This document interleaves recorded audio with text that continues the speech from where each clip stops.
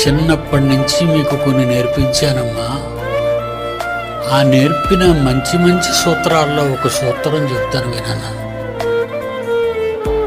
Bible answer to the Bible. బైబిల్కి బైబిలే సమాధానం చెప్పాలి.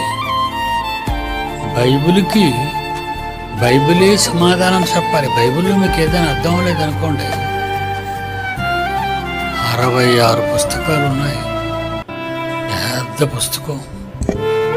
66 పుస్తకాలలో బైబిలులో ఉన్న ప్రశ్నకు సమాధానం ఎక్కడో ఒక చోట భద్రపరచబడుతుంది.